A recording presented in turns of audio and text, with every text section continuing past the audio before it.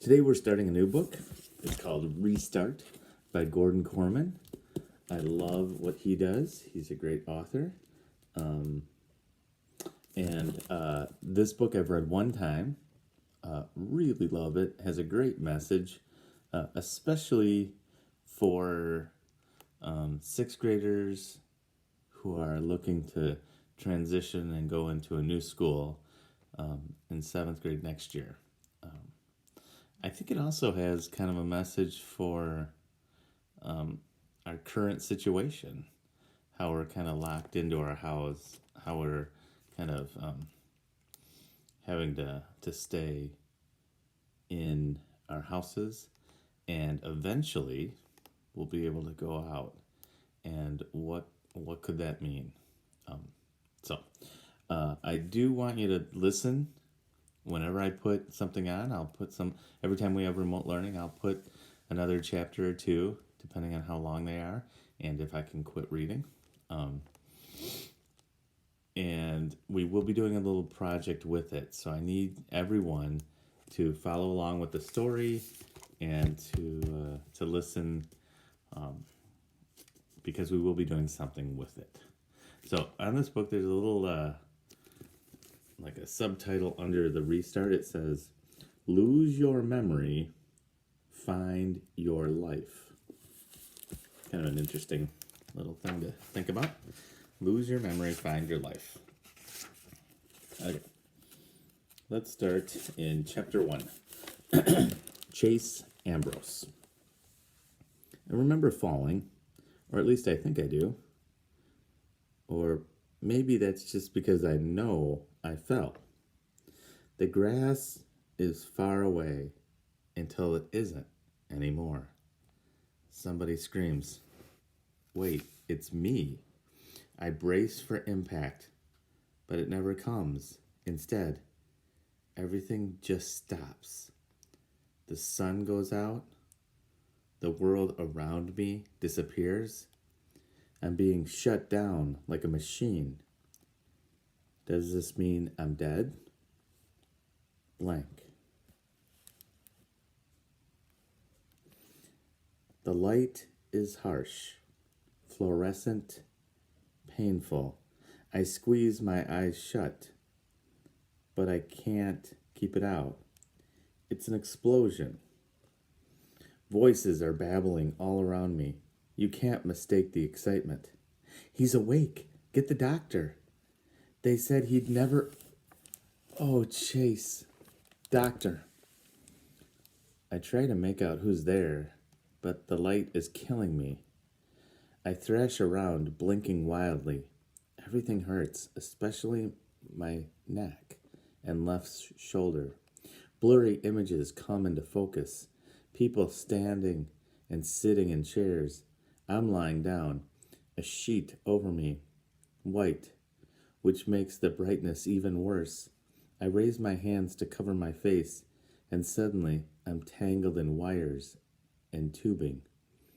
A clip on my finger is tethered to a beeping machine next to my bed.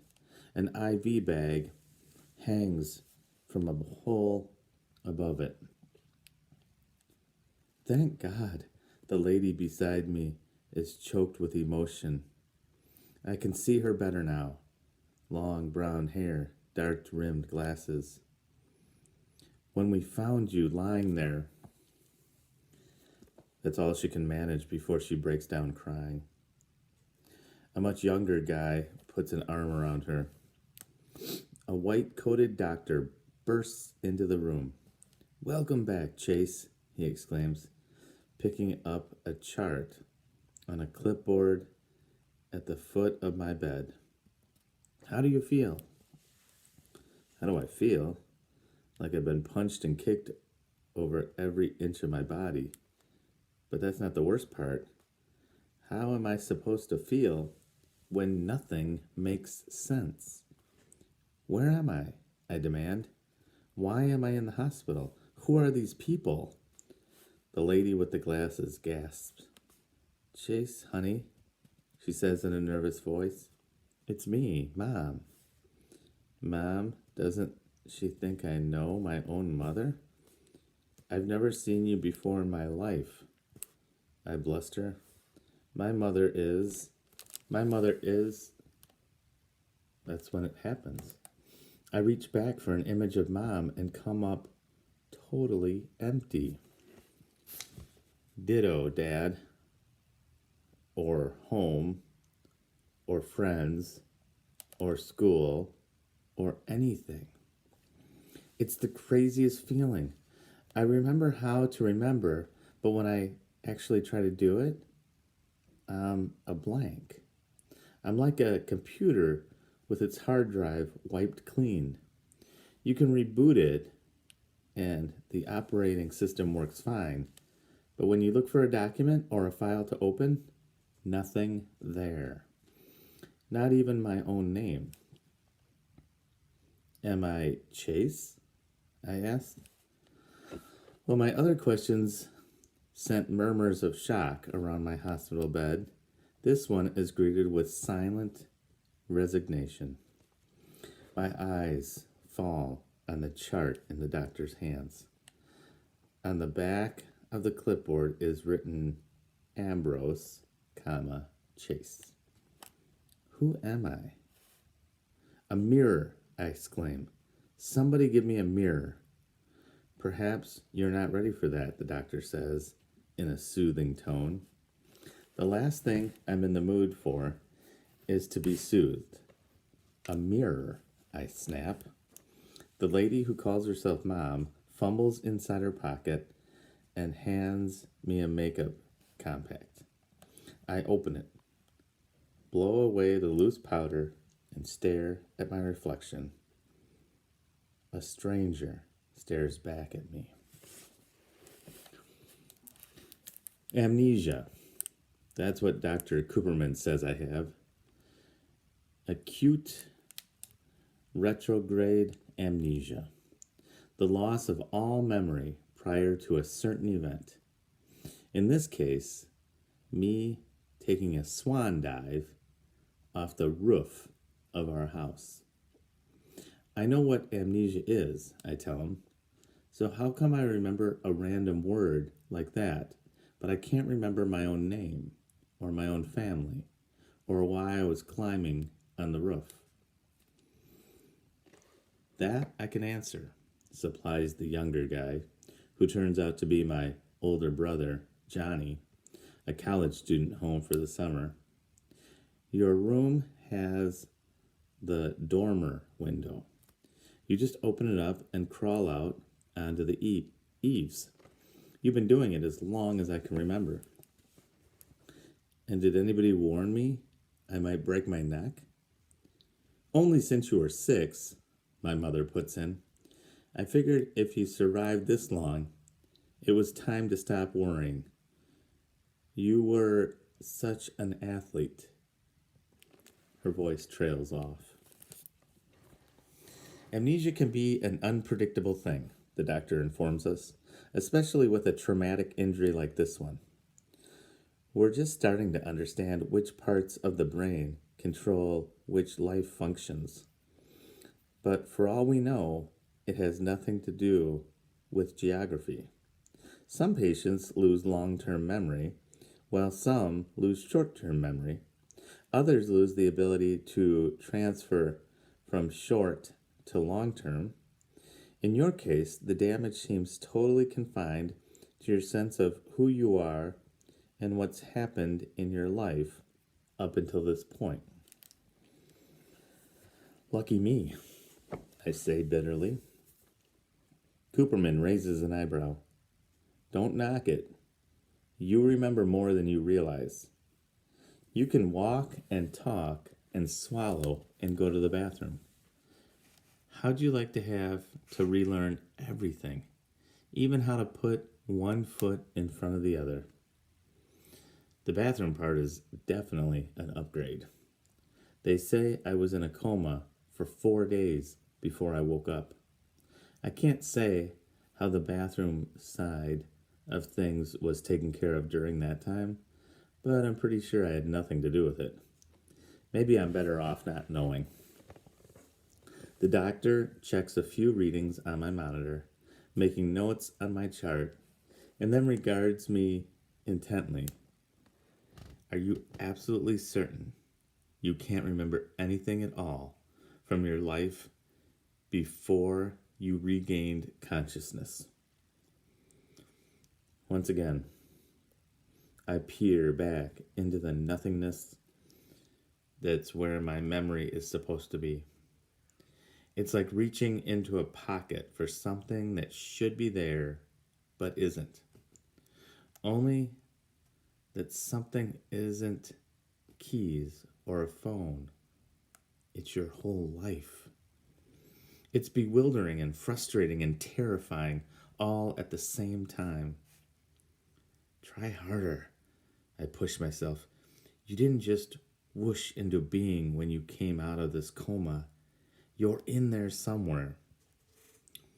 A vague image starts to form, so I bear down, concentrating with all my might, trying to wrestle it into focus. What is it? Johnny says, breathlessly. At last, the details sharpen into view. I see a little girl, maybe 4 years old, wearing a blue dress with white lace.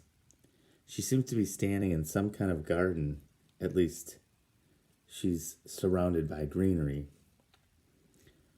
Well, there's this girl, I begin, struggling to keep the picture in my head. I note the window I must have climbed out of, since it's the only one with roof access. For some reason, I expected it to be higher, and I'm embarrassed, like it's an insult to my manliness that such a puny fall scrambled my mind.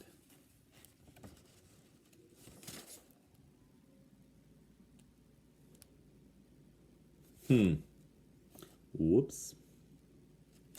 We gotta go back. Sorry about that. Let's go back to where there's a girl. 2 pages were stuck together. Okay. Well, there's this girl, I begin, struggling to keep the picture in my head. Girl? Cooperman turns to my mother. Does Chase have a girlfriend? I don't think so, Mom replies. It isn't like that, I insist. This is a little girl. Helene? My mother asks. The name means nothing to me. Who's Helene? Dad's kid, Johnny supplies, our half-sister. Dad? Sister? I search for a connection between these words and the memories that should trigger. My mind is a black hole. There might be a lot in there, but it can't get out. Are the two of them close? Cooperman inquires. Mom makes a face. Doctor, after the incident, my ex-husband came to shout and accuse and punch the emergency room wall. Have you seen him here since then? While his son lay in a coma? That should give you an idea of the relationship between my boys and their father and his new family. I don't know any Helene, I volunteered, but you can't go by me because I don't know anybody. This is just a little blonde girl in a blue dress with white lace, kind of dressed up like maybe she's going to church or something. But why I remember her and nothing else, I can't tell you. Definitely not Helene, Mom concludes. She has dark hair like her mother. I turned to the doctor. Am I just crazy? Of course not, he replies. In fact, this little blonde girl suggests that your memory isn't gone at all. It's only your ability to access it that's been damaged. I believe that your missing life will come back to you, or at least some of it will. This girl might be the key. I want you to keep thinking about her, who she is, and why she's so important that you remember her when everything else has disappeared. I honestly try, but there are too many other things going on. Now that I'm not dead, the hospital is suddenly in a big hurry to get me out of there. Dr. Cooperman runs tests on every part of me except my left earlobe. Turns out my brain may be short-circuited, but the rest of me still works. So how come I ache all over? Muscular is the diagnosis. From the fall, or should I say, he chuckles at his own joke, the sudden stop at the bottom. Every muscle from nose to toes tenses up from that kind of shock. Tack on 96 hours of complete inactivity, and you stiffen all over. It's normal. It'll pass. My only real injuries are a concussion and a separated left shoulder. Turns out my bad diving form saved my life.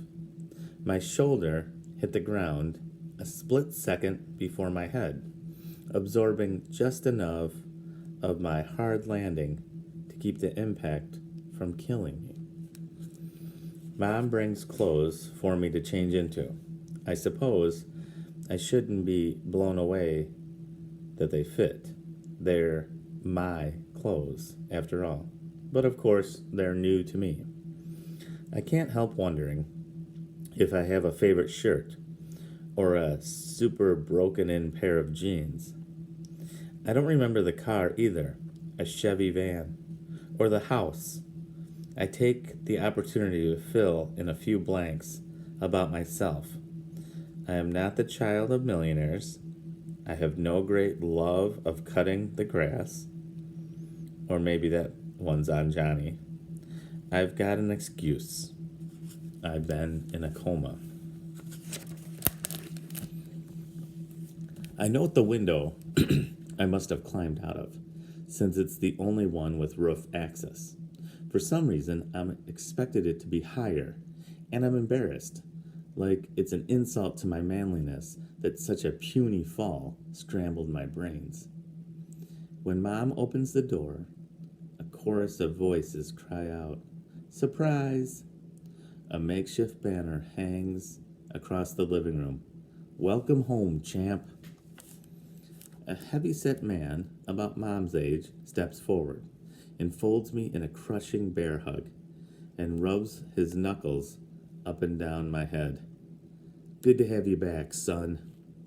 Mom is horrified. "Stop it, Frank. He has a concussion."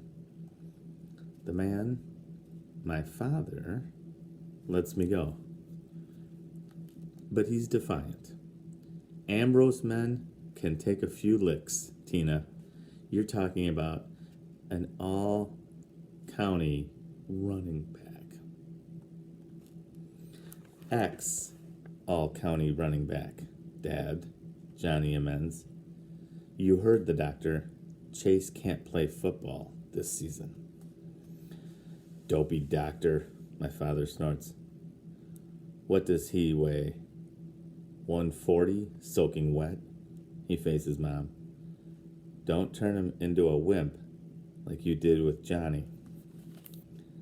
Thanks, that means a lot, my brother says dryly. Why are you here, Frank? My mother is quickly losing patience.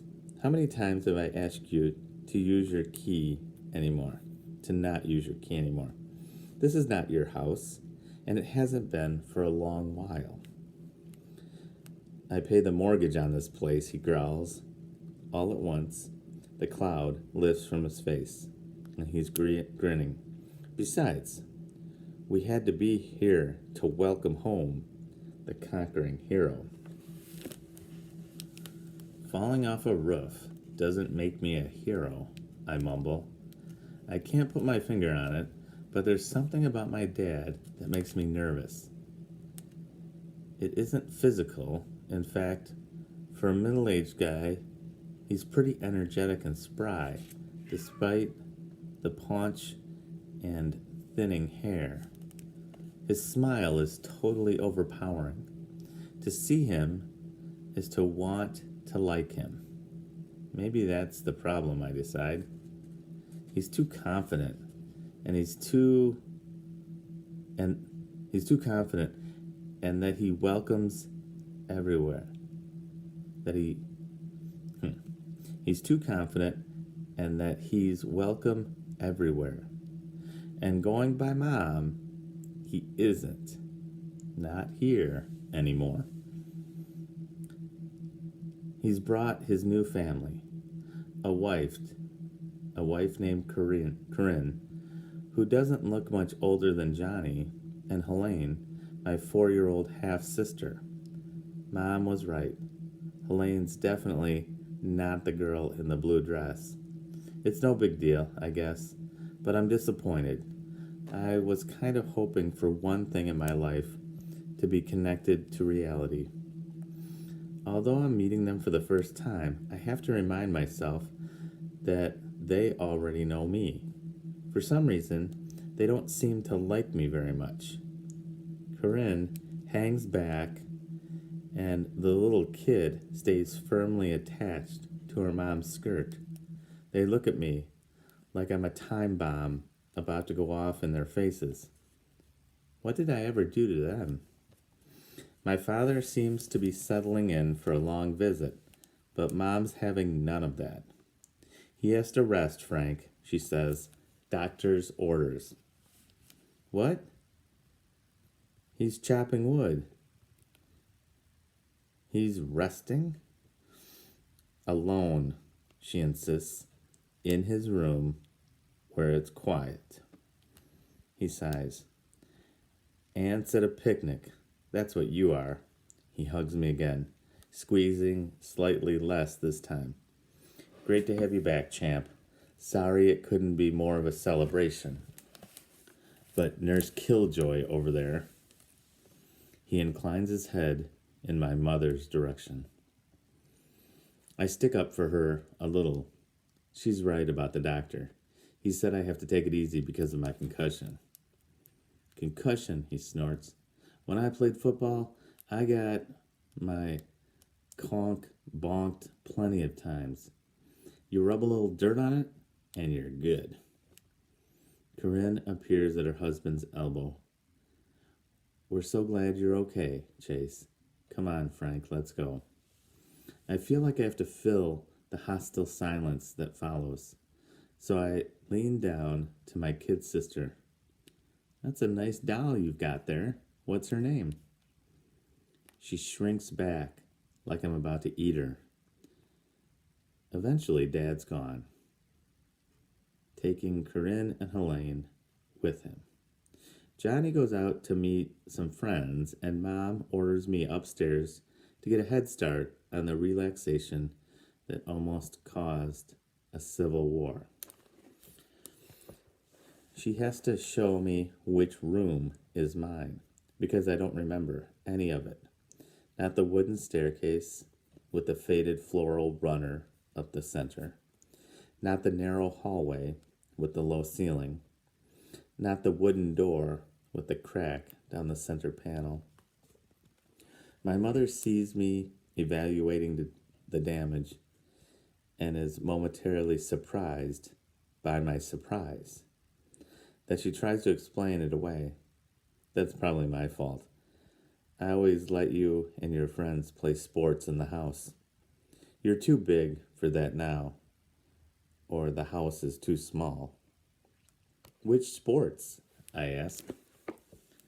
Tears are coming to her eyes. This is hard for her. Football, soccer, badminton, you name it. Being in my room is like the weirdest experience of all. It's my room, there's no question about that. The walls are covered with newspaper clippings about football teams I starred on and lacrosse games I won. That's me in the pictures, diving into the end zone and being mobbed by ecstatic teammates, more unfamiliar faces. There are trophies too, shelves of them. Chase Ambrose, top scorer. Chase Ambrose, MVP. Most yards from scrimmage. Team captain. State champions. I'm totally somebody. I only wish I knew who. It takes some doing to build up my courage, but I eventually make it over to the window. I was wrong before. It's plenty high. I'm lucky to be alive. It's like I've been parachuted into the middle of someone else's life. Someone who looks exactly like me, yet isn't me. The doctor is right. I need to rest. I sit down on the edge of the bed, my bed. There's a phone on the nightstand. The screen cracked. I wonder if I had it with me when I fell. I press the home button. It's dead. There's a charging cable right beside it, and I plug it in. After a couple of minutes, the display lights up. And there I am again, with two other kids, complete strangers, although you can tell from the pose that the three of us are close friends. It's a selfie with the kid on the right as my photographer. I'm in the middle, and the smallest of the three of us, which is surprising since I'm a pretty big guy. It must be Halloween because there are little kids in costume in the background. I'm wielding a baseball bat, holding it high. Hanging off the tip of it is a mangled, ruined jack-o'-lantern. The screen goes dark, and I press the button again. The image of the triumphant pumpkin bashers reappears. I can't take my eyes off it. All three of us wear wild, gleeful, unholy, cake-eating grins. What kind of person am I? All right, and that completes chapter 1. And we will get to chapter 2 tomorrow.